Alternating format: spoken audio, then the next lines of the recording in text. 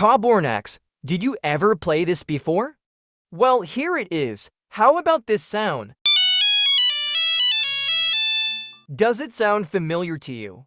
I'm sure the first thing that comes to your mind is Nokia, our beloved cell phone brand, back when iPhones and Android phones weren't around. Like me, you might be a 90s kid, and I'm sure you had a Nokia cell phone at some point in your life. Do you remember the 3010, 3110, or even the 5110 Nokia models? Or perhaps you were amazed by the durability of the 3310, which seemed unbreakable even if you threw it.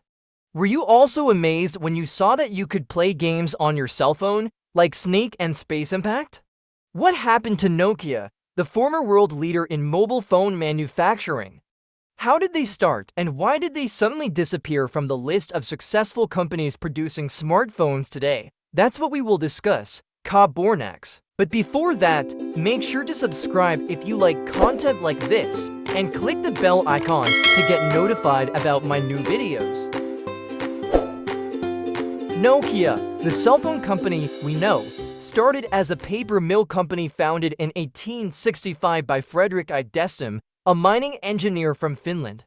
A few years later, he set up a second mill in the small town of Nokia, near the Nokian River, and that became the inspiration for naming his company Nokia. Nokia expanded into industries like rubber, cables, tires, and televisions.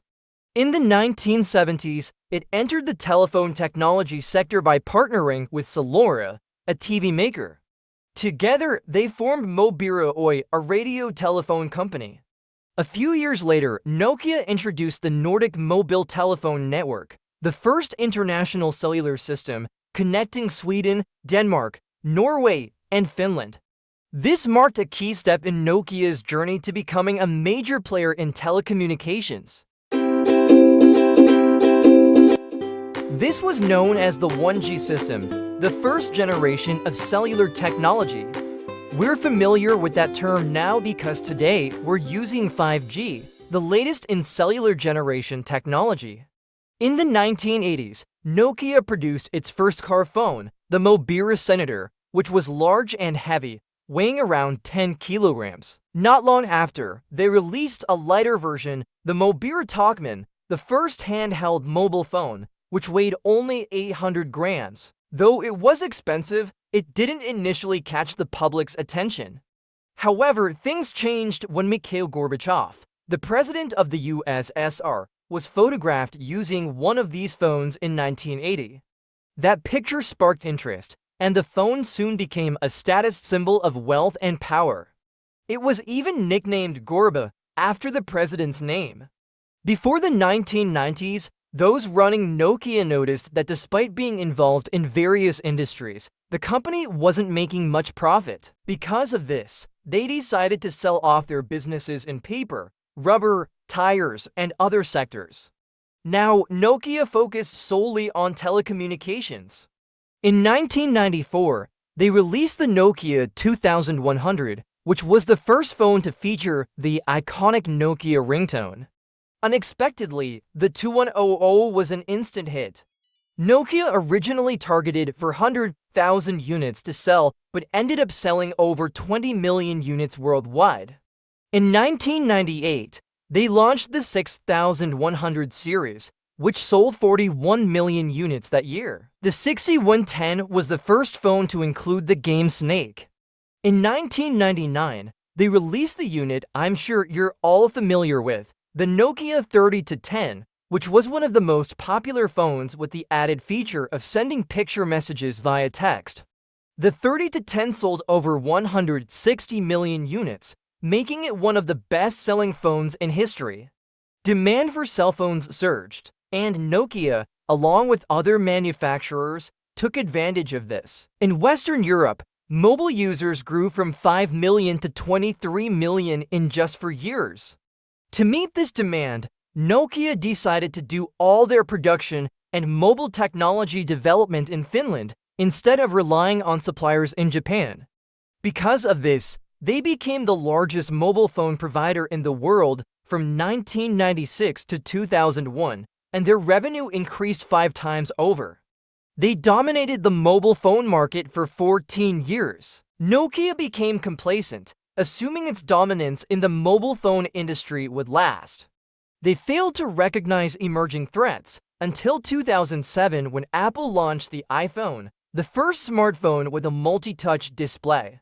This marked a pivotal shift in the market as people began moving from traditional phones with physical keypads to touchscreen smartphones. Nokia's inability to adapt to this revolution led to their decline in the mobile industry.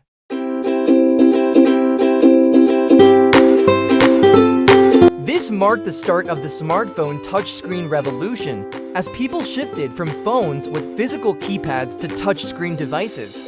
One of Nokia's key weaknesses was its failure to adapt to changing consumer needs. Their outdated Symbian OS couldn't compete with the advanced software of newer smartphones like iOS and Android, leaving Nokia struggling to keep up with the rapidly evolving market. Today, cell phones are more than just for texting or calling. They're essential for so much more, thanks to mobile technology advancements. Unfortunately, Nokia didn't foresee this future.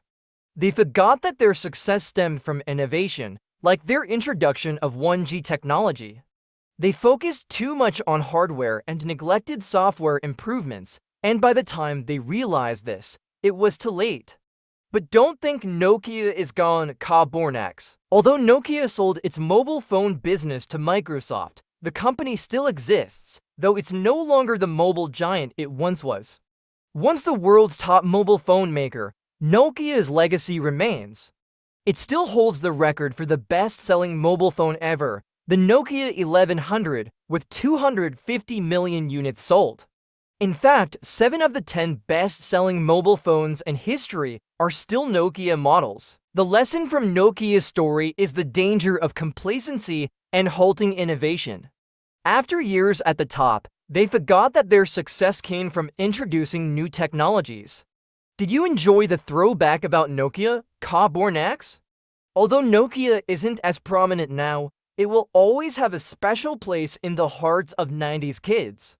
We have fond memories like sending jokes, texting for flirting, making ringtones, and more. I hope you enjoyed the video. Don't forget to subscribe and click the bell icon to stay updated. Also, comment below and let us know what your first Nokia phone was.